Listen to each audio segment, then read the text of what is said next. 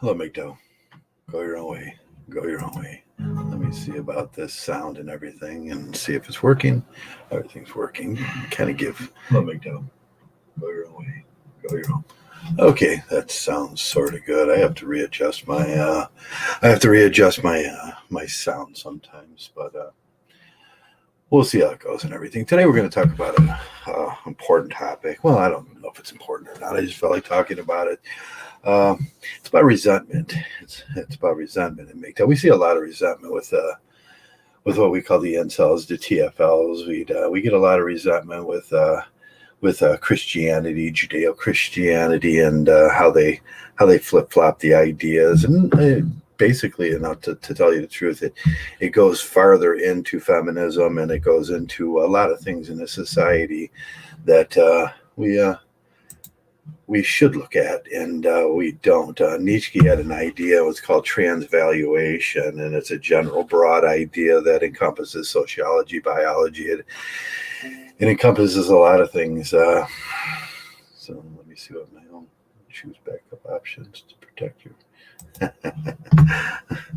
I get a message right. So today we're going to talk about what sort of Mgtow transvaluation and why I think about Judeo Christianity and a lot of most religions, like I do, and we'll start with the idea of transvaluation. Transvaluation is an idea that Nietzsche came up with, and he says people generally are pretty shitty people, and they have a lot of resentment towards other people. They have resentment towards rich people. They have resentment towards powerful people. They have resentments towards better looking people. They have resentments towards smarter people.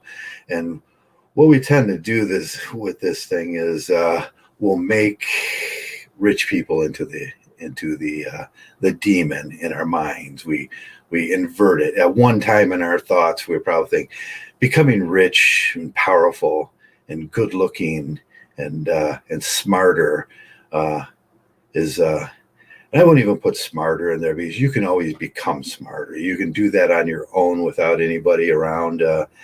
But people generally resent people, like Socrates, why they killed. When the truth bearer comes, they will kill him. That's resentment. So Nietzsche had this idea of transvaluation, and it goes like this. People resent rich people. People resent bigger people, men. People resent... it's sort of a Simpsons paradox thing. The rich get richer and the poor have hope. So this resentment plays out in most human beings, and then they make the things that used to be good, that used to be honest, becoming richer would be a good thing. Becoming more healthy would be a good thing. Becoming smarter would be a good thing. Becoming just a better person would be a good thing. But when people aren't able to do that, or they feel that they've been held down for some reason, for obviously a lot of reasons.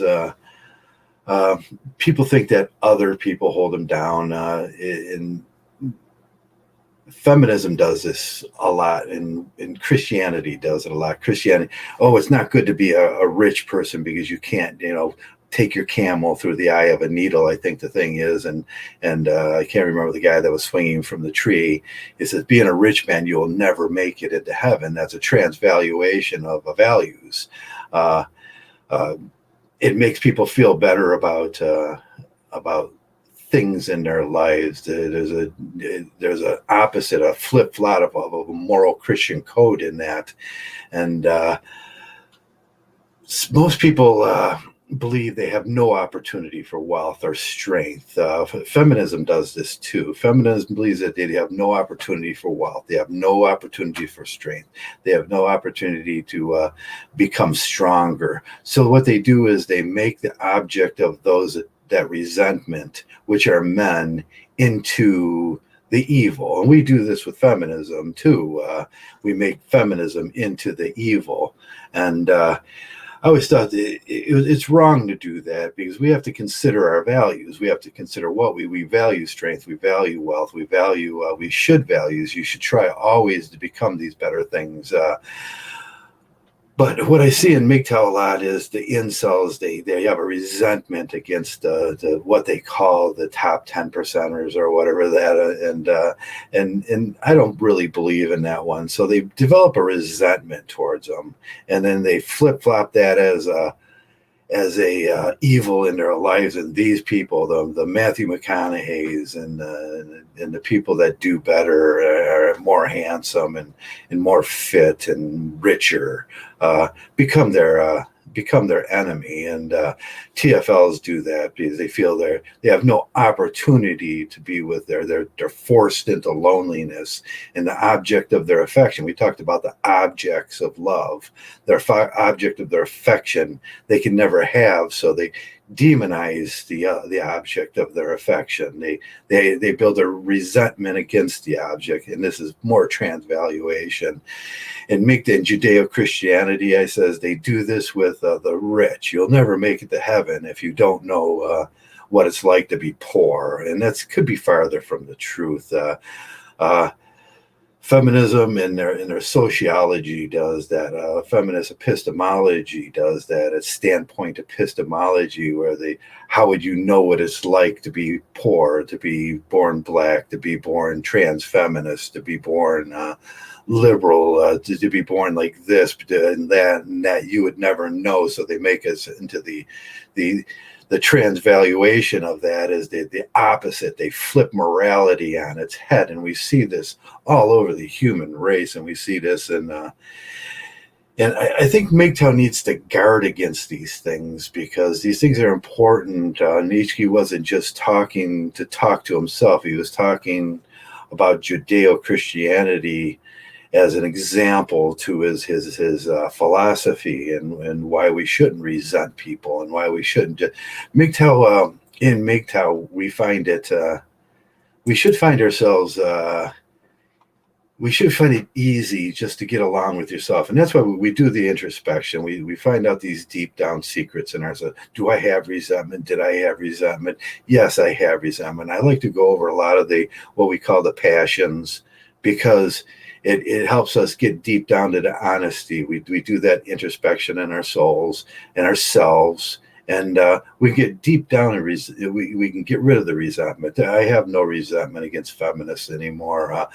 I see they have a general resentment in their epistemology and their because I'm a bigger man. I'm going to do better because there's some patriarchy, and that's all made up garbage. But in Mgtow, we do this too to feel it's easier. If you're so beautiful, resent the beauty. If you're so beautiful, you can move up in a company just by spreading your legs. That's more transvaluation. When beauty used to be a value, when beauty used to be a something like, look how pretty I am. I don't want people resenting me for, I mean, God, am I pretty? I don't want people resenting me for that, but that happens in Mgtow too. We resent them, and it becomes, we draw feminism up as the everybody needs a demon, everybody needs an enemy. Mgtow, we don't need an enemy.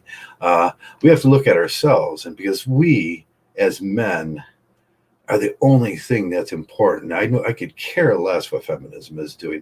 I could care less what they're doing in religion with their spirituality and everything. I often talk about points and philosophical points and why men should know these things, because as you grow in Mgtow, you should study, to be a Mgtow, to be a better Mgtow. But when I look at the incels and I look at the TFLs, and they drop this enemy, the 80-20 rule, they drop the 20% as the enemy, and they could never be as good. No, you can be as smart. I think there's a lot of examples of incels, like the guy from Facebook, he's the incel king, he just had a good idea, went with it, and became rich and overcame his incel. Otherwise, that guy probably couldn't get a date in his whole life. So, and I hate to say it like that, because he may end up with a medium woman and a medium lifestyle, believing in medium things, and being average if he didn't have a great idea it wasn't even a great idea. It was just an idea that worked. So we see this with Steve Jobs too. Steve Jobs was extremely intelligent, and he took it and he made himself into the alpha male. And that's what Mgtow aspires. You make yourself into the things that you value, and we should always keep our values honest, and we should keep our Mgtow values the truth. Sometimes the truth hurts about men, and I mean, sometimes we're horn dogs, sometimes we're rapists, sometimes we're mean, sometimes we're aggressive and violent, and sometimes we're just regular guys. There's a lot to look. What type of guy were you? Were you guy that the kind of guy that objectifies the object of your attention, which is just a better looking female, and it makes her into a villain because she doesn't want you? That's what I see in the MRA. They villainize the thing that doesn't want them because, all in all, they're average males, and we're all pretty much average males, except for me. I'm just so fucking pretty, and we do this in Mgtow, and I hate to see Mgtow fall into the Judeo-Christian trap of transvaluing value. What do you value? Do you value getting richer? Do you value? I would love to get richer. I would love to be that guy on top, and we all would love that. Don't make that into the enemy. Don't make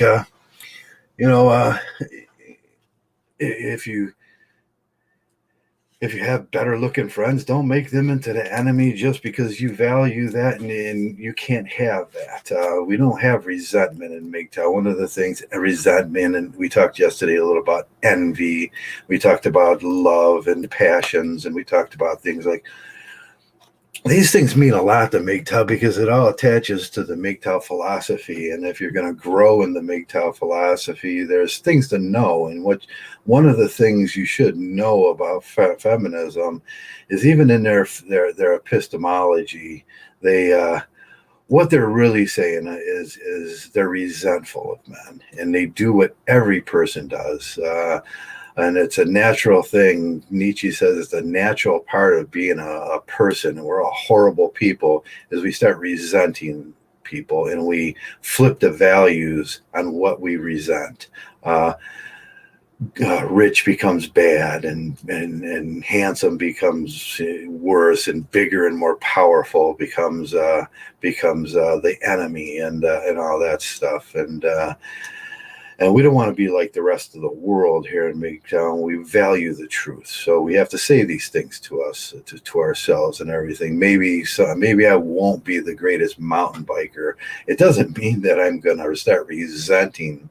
I do envy a little bit the youth of these kids that I would be lying to myself if I said I didn't envy their youth. But I'm not going to become resentful about it because I can't make a 30-foot jump.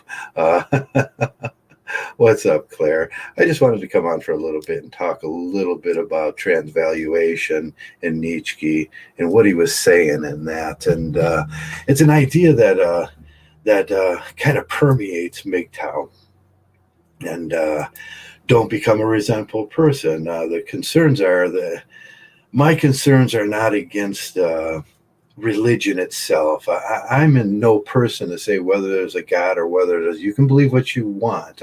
I'm in no shape to tell you. I can't tell you whether there is a God or there isn't a God. I keep my concerns, and I say this all the time. I keep my concerns on the terrestrial plane, not in the universal. I can't tell you if there's a God. I can't tell you that there's not a God. I just don't know. I wasn't born with that knowledge. People tell me now, knowing that, when people come and try to proselyte me into religion, I find them all to be. I find them all to fall short on their explanation why there is a God.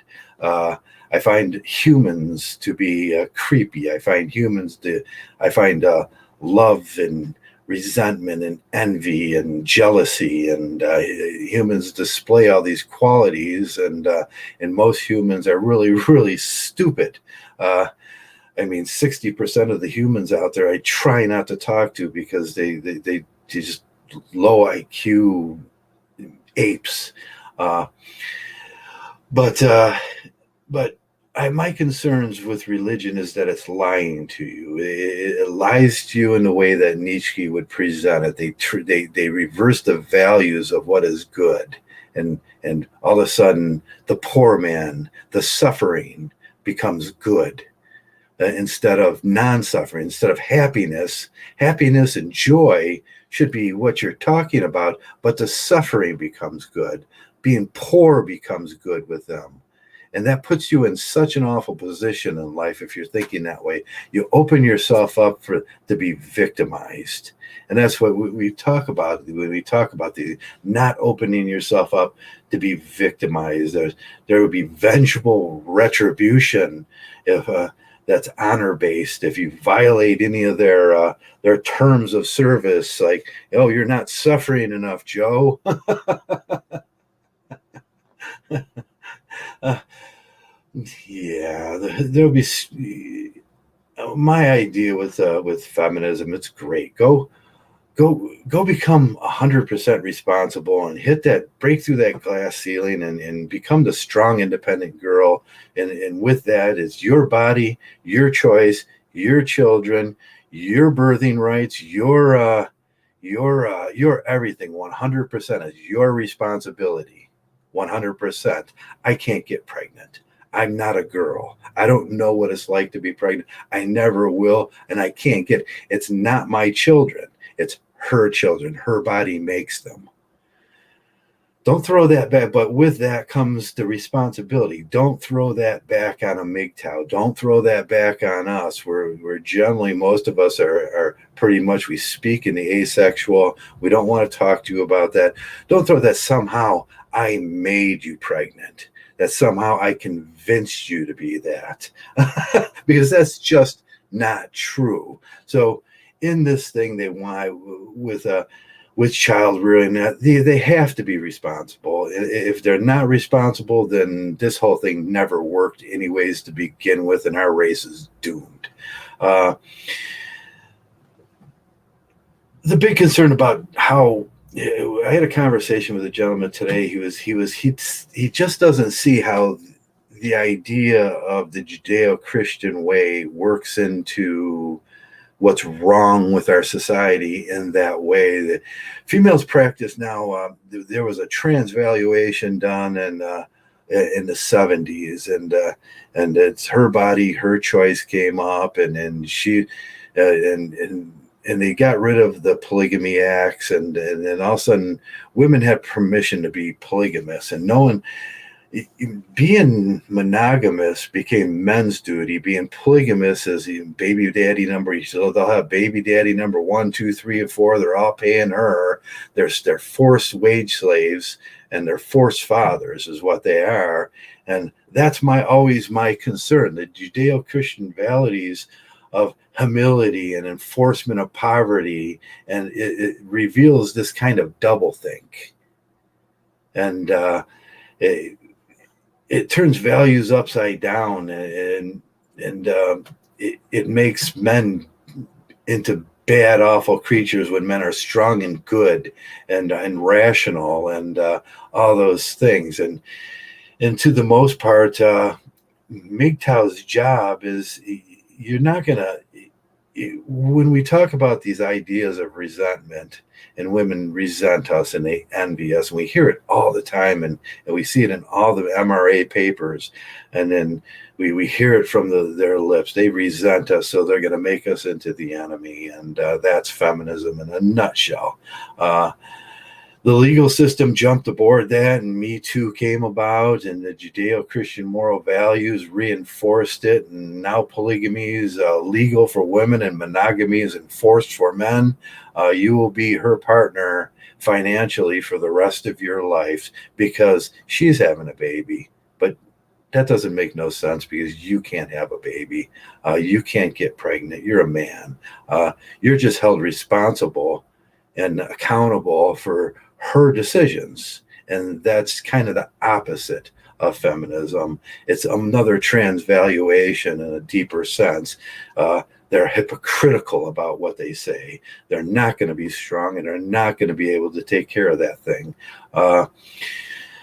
So that's what I wanted to talk about a little bit today. And my concern is that direct link between the tradcon religion and forced fatherhood, chivalry, and these honor codes. They have a retribution of justice. The justice in this case is the religion gives them a justifiable delusion that legal remedies are not quite enough for us men that don't take care of and love the women and take care of them. You made her unhappy, and legal remedies aren't enough. They feel that they need to. There's something else out there. There's some other greater morality that men have to stand up for, that men have to chivalry. You have to be there. You're going to have to suffer. That's when all these trans values come in. The things that used to be good, you're being fed as, you're being fed as the bad thing now. And the state uses these ideas in the fantasy fiction world out there is to deal out retributive justice for fathers that just say, I didn't have a baby. It's not my baby. I can't have a baby. I'm a man, and I didn't rape her. But all POV from a feminist standpoint is rape because they can't phantom the idea that they made that decision to open those legs. They made that decision to rear a child. Their body did it. They won't ever admit to that it was their decision, that they had agency in that thing. It's just 100% pure hypocrisy from all ends out there. And Mgtow, we don't want to fall into these traps. We don't want to become like the incels whining about the better looking guys. That's a transvaluation of beauty and strength. We don't want to end up like the TFLers, learning to hate what they can never have. They're true force loneliness. Hoka's a TFLer, and he'll resent for the rest of his life what he could never have, or what he feels he could never have. And in the MRA, he does that too with their feminism, their quest to defeat that evil dragon, which is a windmill. And I call it, they're fencing with dragons. There's no evil dragon out there. When you're a Mgtow, you're just going to get for a kind of comfortable space in your philosophy where it's just all about you. It's just about how you are, about how you perceive truths in the world. And that becomes your job. You become a truth bearer. And like I say, even that, there'll be a transvaluate. They killed Socrates because Socrates was the truth bearer. Every truth bearer, I think Kant said it, and most philosophy, when the truth bearer comes, the whole world will argue with him, and they will try to kill him because he's the truth bearer. The truth hurts, and I think that's what happens with Mgtows. We're very truthful about the biology. We're very truthful about the things that we say. We're very truthful about how we look at the traditional ideas of marriage.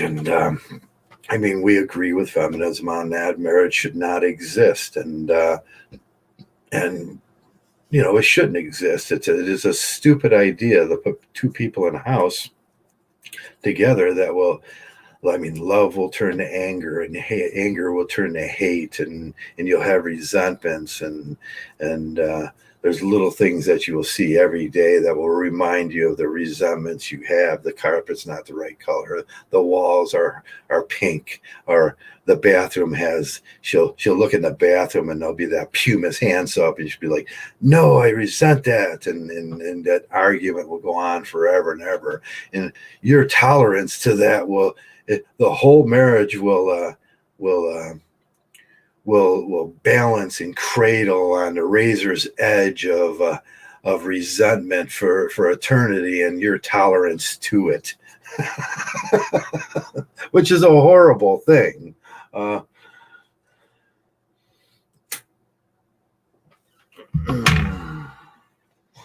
Who's in here today?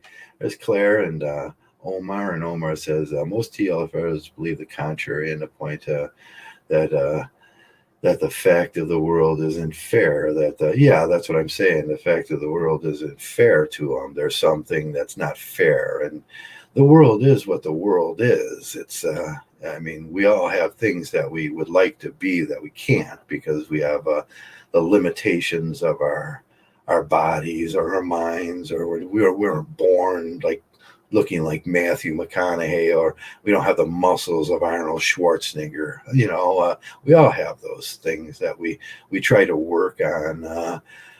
I mean, I can't understand because look, I mean, I'm so fucking pretty that that's that.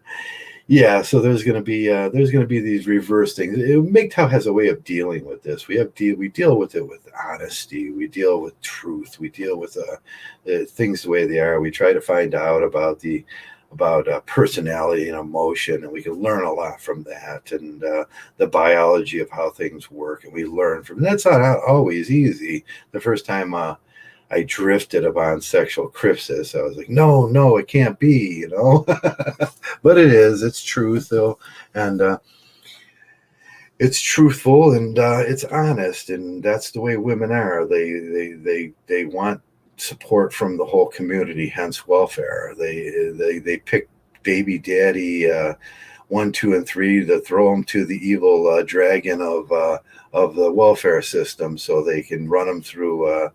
They can run them through and make slaves out of baby daddy number 2. They devalue men so greatly that that they would make them into slaves for the fatherhood, forced fatherhood, wage extraction process. And that's the way they are. So once you know that, you can protect yourself against that. As a harsh truth, but you can protect yourself against it by not participating. Don't engage. Like Mgtow music says, don't engage with them, and you cannot do this. We talk about all the different scenarios that are going to come up in Mgtow, and I know some of the scenarios are difficult to hinge on. My personal beliefs about is there a God? I'm no person to judge whether there is or isn't. I'll be totally Mgtow honest about that. The universe did not enlighten me with the fact of or the disproof of. So I just don't know. What I can see on this planet is he's never showed up if there was one. And that's what I must believe. He's never showed up, or she. I would say it's a she because she screwed up everything. You look around and just look at the hyenas and the hyenas and Ethiopia now feasting on dead carcasses of humans, and and think about that thought, and ask if God did a really good job on that one. And babies being torn apart by dogs. Children of 8, 9 years old screaming out to God, and God does not come down. I must say at that point that. I've never seen him on this world. And like I always say, and in the early Bible, he was out in the desert, and that's where he lived. And we found out he wasn't in the desert. So in the next version of the Bible, he moved up onto a mountain. That's where Moses went. And he must be on that mountain where we can't see him, and only Moses can see him. And then we went up to the top of the Mount Sinai, and we saw he wasn't up there. And then the next thing was he's in the sky. It's Jesus in the sky, and he lives in the sky. And then the Russian cosmonaut was asked when he hit well, do you see a God? And he said, nope, God's not here. And then the next thing is he must be beyond the universe. And now we know that we can look beyond the edge of our solar. He must be beyond the solar system. And then, so we look beyond the edge of our solar system, and God's not there. So he must be farther out. This is the moving goalpost of God. He's somewhere in the universe, and he's just so big, and he's just so powerful that you just can't see him out there because your optics doesn't go out. It's my cat in the leg story. I used to have a cat. I used to sit out here in the front, and I would just sit here so still, and the cat would come creeping along the side of the house, and he'd go right in front of me. Then I'd go, and then the cat would jump out of its skin and start running. He never seen me because I was too big to see. All he seen was a leg, and a leg wasn't a human. So that's what it must be with God now, that he's just too big, and for us, our optics to see him. And no, I won't believe in this. And once we get past the universe and we find out that he's not out in the universe, what's the next? He's just invisible all around you. It gets ridiculous after a while. It's the moving goalpost of God. And until I see him on this planet, until someone points him out and says, there he is. He's right there. Oh, is that? Yeah, he kind of looks like me. And until that, I'm not going to be I'm not going to be hypocritical about it. I have no way to know. I have no way to know what happens after death. I have no way to tell you where we came from before we were here, before you were born, before some person spat you out onto this world crying and in pain. I don't know. I can't possibly know, and hence nobody else can really know those things. So I must just take what I see on this world and what I see on this terrestrial plane. I'll do a thing like Bernard Chapin did. If you can prove to me that there's a woman out there that's getting paid less in the same job as a man, you just send me that information, and then I'll start believing that that's true, that women make less.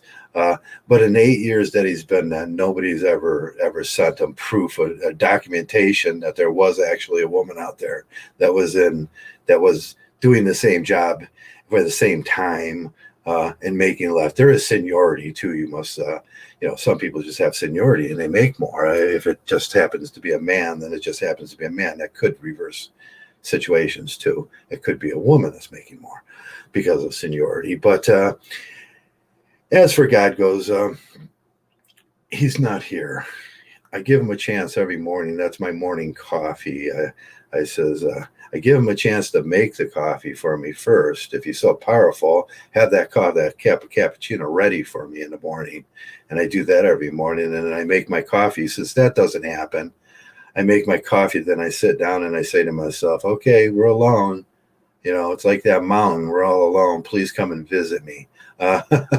And he never shows up. So if that continues to happen, I must continue just to be God in my life and go out and do the things that take the actions necessary to survive on this planet. Because no one's helping me. That's my philosophy.